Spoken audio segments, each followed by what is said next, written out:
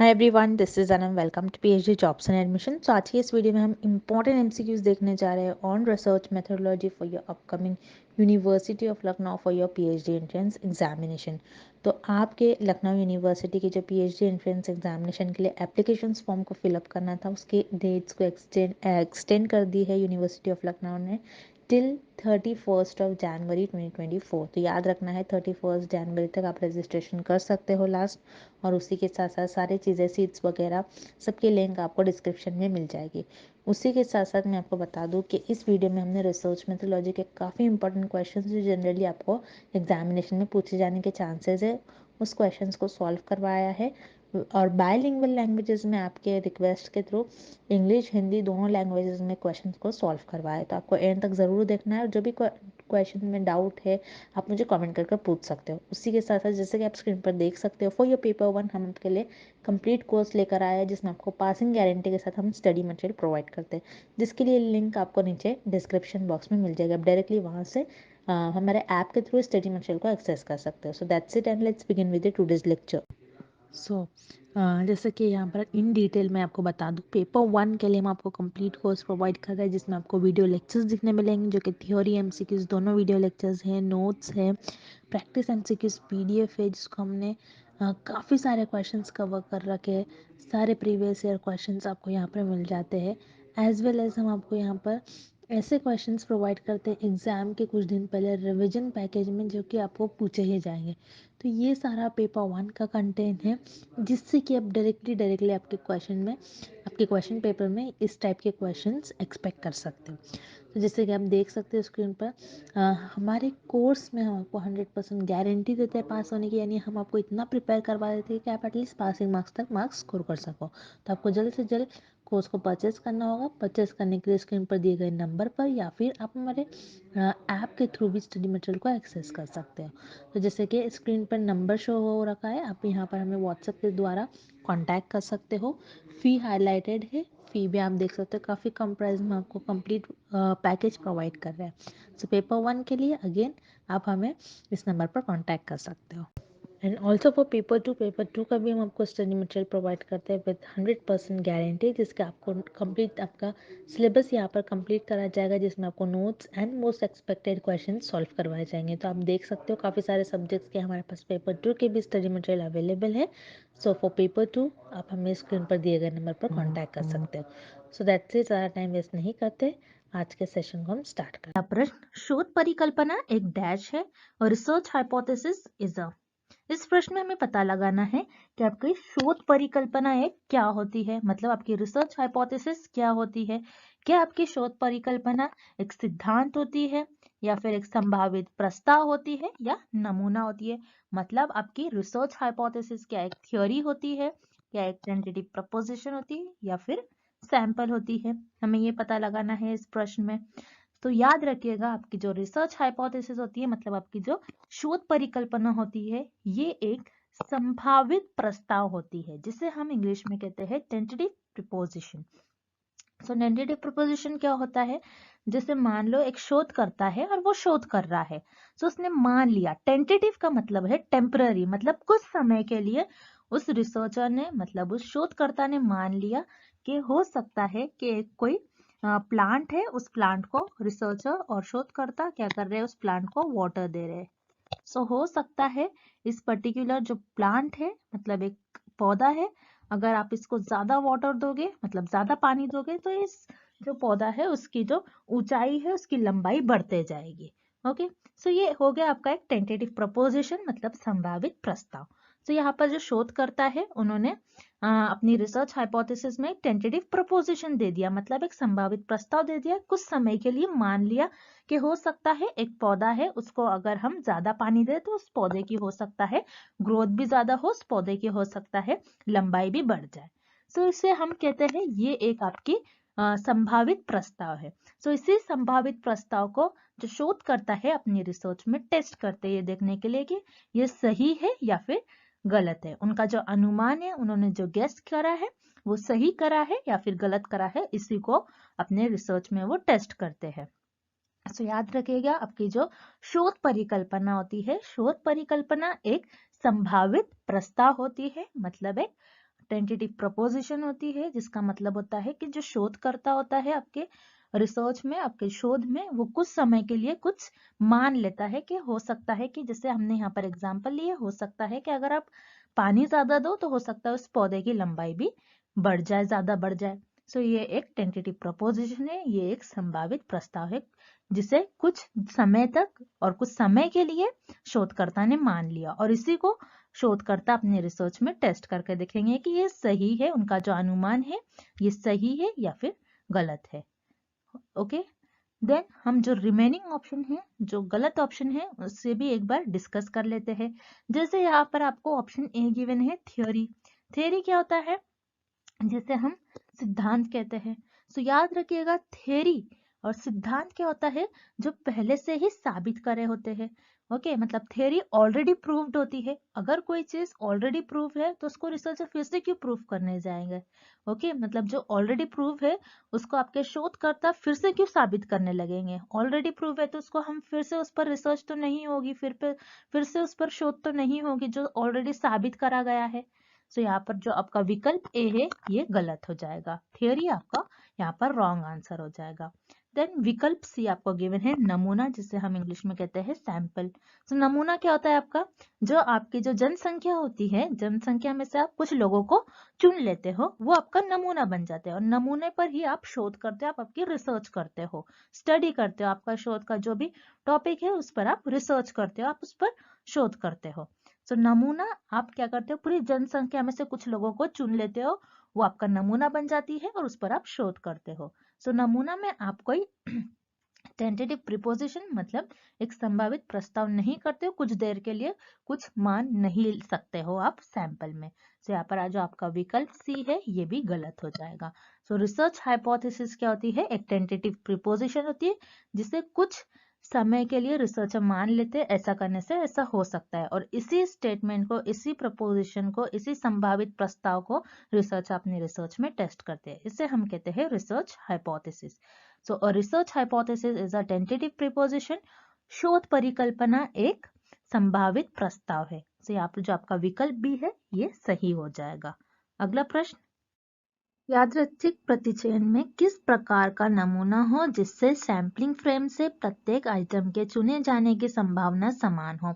What type of sample involves some form of random selection so that every member of the sampling frame has an equal non-zero chance of being included in the sample? इस प्रश्न में हमें ये पता लगाना है और ये फाइंड आउट करना है कि अगर आपके जो ऐसे कौन सी प्रकार के नमूना है, ऐसा कौन से प्रकार का नमूना है, ऐसे कौन से टाइप का आपका सैंपल है जिसमें आपके जो जनसंख्या है, जनसंख्या में से हर एक मेंबर के, हर एक व्यक्ति के चुने जाने की संभावना समान हो।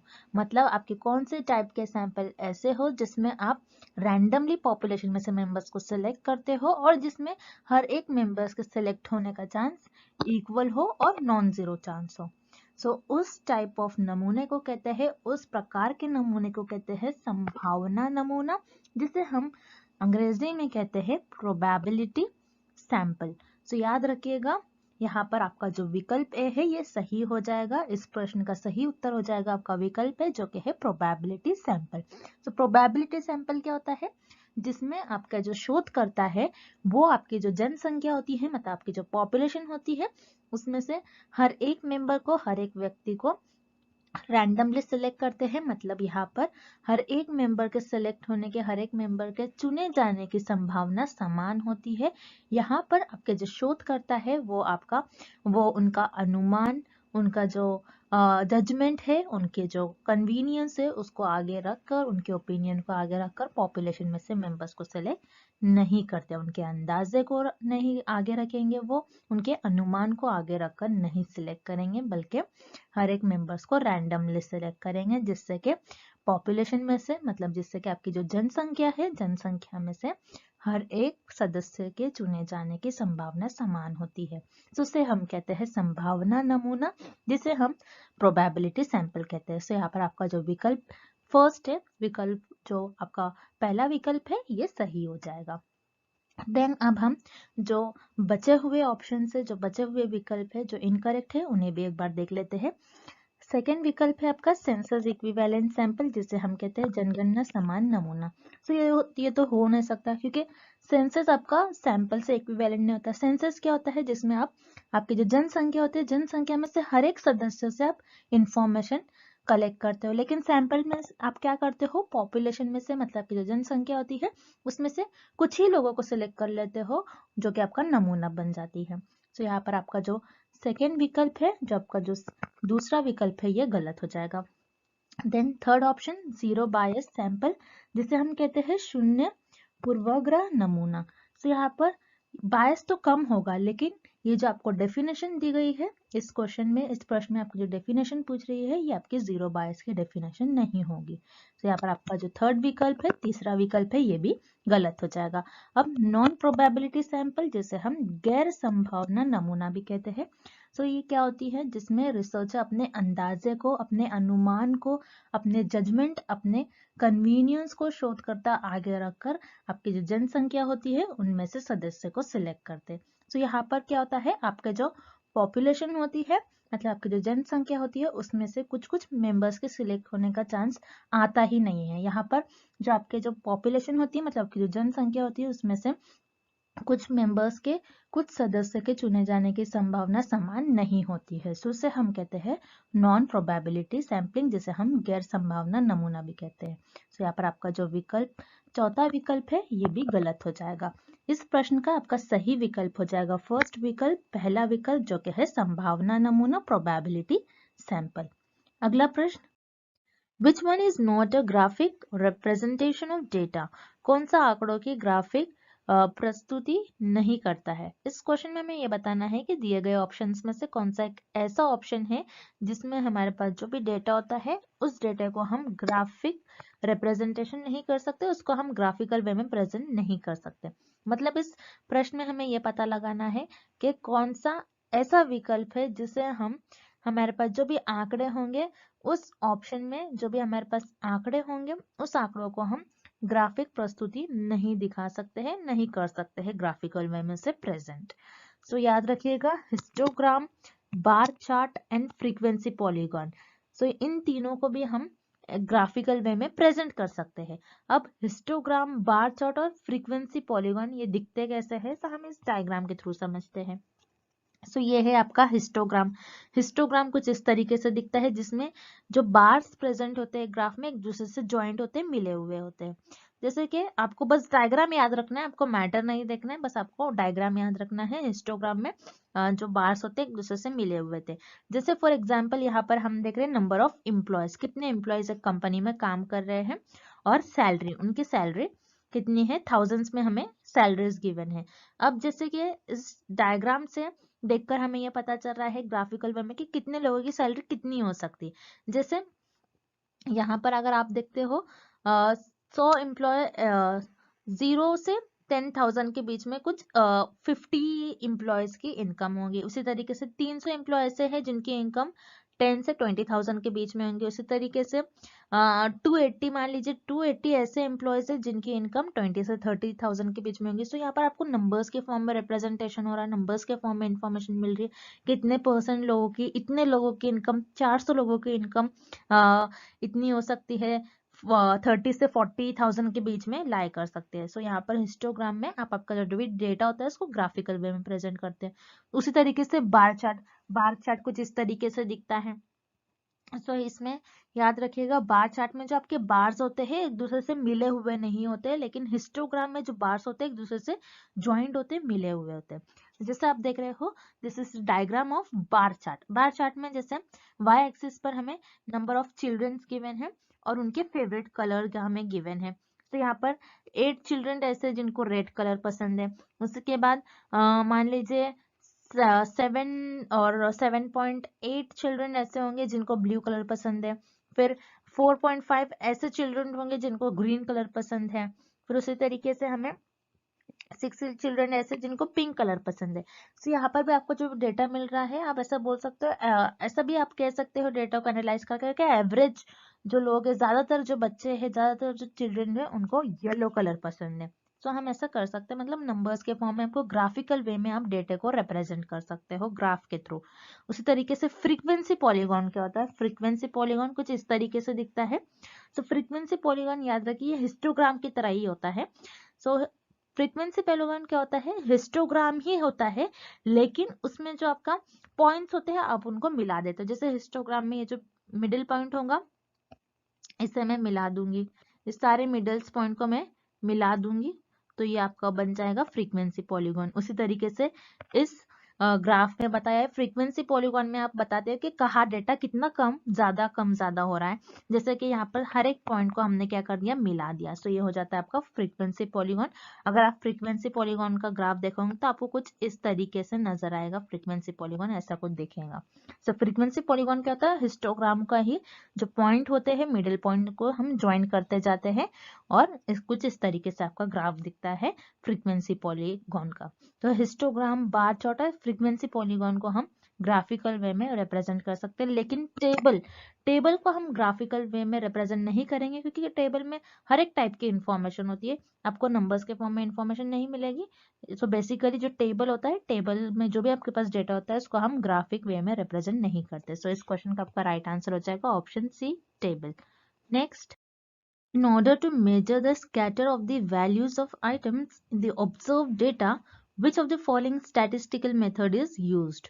निम्नलिखित सांख्यिकीय पद्धति में वस्तुओं को मूल्यों के बिखराव के मापने के लिए किसका उपयोग किया जाता है? तो इस क्वेश्चन में बेसिकली हमें बता रहा है, आपने कुछ चीज़ों को मेजर किया, उससे आपको कुछ वैल्यूज मिल रही, कुछ डेटा मिल रहा है, आपने कुछ टेस्ट परफॉर्म किया, आपने उसमें से आपने कुछ ऑब्जर्व डेटा मिला, आपने कुछ ऑब्जर्व किया, आपको कुछ डेटा मिला। सो उस डेटा के आपको स्कैटर फाइंड आउट करना है कि वो डेटा कितना फैला हुआ है। स्कैटर का मतलब होता है कितना वो डेटा जो है फैला हुआ है, कितना वो डेटा जो है बिखरा हुआ है। तो डेटा कितना बिखरा हुआ है उसको आपको मेजर करना है, उसको आपको मापना है। तो उसके लिए आप कौन सा स्टैटिस्टिकल मेथड यूज करोगे, कौन सा स्टैटिस्टिकल टूल को यूज करोगे आप। मतलब जैसे मान लीजिए आपने एक पॉपुलेशन है, उस पॉपुलेशन में से आपने कुछ लोगों को चुन लिया जो कि आपका सैंपल बन गया। सो आप मेजर कर रहे हो, मान लीजिए आप पॉपुलेशन में से ये देख रहे हो कि कितने लोगों की इनकम, यहाँ पर जो रहने वाले हैं इस पर्टिकुलर सिटी में रहने वाले लोगों की इनकम कितनी है। सो आपको मिल गया इस पर्टिकुलर सिटी में रहने वाले लोगों की इनकम हो सकता है 50 से 90,000 के बीच में है। सो आपको देखना है एवरेज लोगों की इनकम क्या होगी। 50 से 90,000 तो हमें मिल गई वैल्यू, लेकिन एवरेज लोग कितने ज्यादा ऐसे लोग हैं जिनकी इनकम कितनी होगी 50 से 90 के बीच में, ज्यादातर लोगों की इनकम कितनी होगी। आपको मान लीजिए मीन किसी का फाइंड आउट करना है, किसी का मीडियन फाइंड आउट करना है। सो यहाँ पर आपने डेटा ले लिया, अब उस डेटा का आपको स्कैटर फाइंड आउट करना है कि डेटा कितना फैला हुआ है। सो यहाँ पर मुझे सैंपल से कुछ इन्फॉर्मेशन मिल गई, अब उस इन्फॉर्मेशन को मैं कुछ इस तरीके से स्प्रेड आउट करूंगी। मैंने हर एक सैंपल में से हर एक पर्सन से इन्फॉर्मेशन ले ली, हर एक मेरे नमूनों में से हर एक व्यक्ति से मैंने इंफॉर्मेशन ले ली, और उस इंफॉर्मेशन को मुझे जो भी डेटा मिला उस डेटा को मैंने कुछ इस तरीके से प्लॉट कर दिया। अब मुझे देखना है ये डेटा कितना फैला हुआ है, कितने लोगों की इनकम कितने कितने थाउजेंड के बीच में लाई करती, कितने लोगों की इनकम 10, कितने लोगों की इनकम 20 से 30 के बीच में लाई करती है, कितने लोगों की इनकम 40 से 50 के बीच में लाई कर रही है। सो मैं यहाँ पर देख रही हूँ कि ये मेरा डेटा किस तरीके से स्प्रेड आउट है, कितना फैला हुआ है, कितने लोगों की इनकम कितने थाउजेंड के बीच में लाई कर रही है। सो यहाँ पर मैं देख रही हूँ कि मेरा डेटा कितना स्प्रेड आउट है, कितना फैला हुआ है। जब भी आपको कितना फैला हुआ, स्कैटर, ऐसा कुछ क्वेश्चन में वर्ड दिखता है, सो याद रखिएगा आप मेजर ऑफ डिस्पर्जन यूज करोगे। मेजर ऑफ डिस्पर्जन क्या होता है, जिसमें आप कैलकुलेट करते हो standard deviation, variance. Standard deviation बताते हैं कि आपका डेटा मीन से कितना दूर है। सो मेजर ऑफ डिस्पर्जन के अंडर आते हैं आपके टर्म्स जैसे स्टैंडर्ड डिविएशन, वेरिएंस। वेरिएंस बताता है आपका डेटा कितना फैला हुआ है, और स्टैंडर्ड डिविएशन बताता है आपका डेटा मीन से कितना दूर है। सो इसे हम कहते हैं major of dispersion. So major of dispersion बताता है आपका डेटा कितना डिस्पर्ज है, कितना स्कैटर है, मतलब कितना बिखरा हुआ है। सो इसलिए इस क्वेश्चन का आपका राइट आंसर हो जाएगा option C, measure of dispersion. Next, research is a pursuit of trust with the help of study, observation, comparison and experiment, the search for knowledge through objective and systematic method of finding solutions to a problem defined by. अनुसंधान, अध्ययन, अवलोकन, तुलना और प्रयोग की मदद से विश्वास की खोज है। किसी समस्या के समाधान खोजने के उद्देश्य और व्यवस्थित तरीके से ज्ञान की खोज द्वारा परिभाषित।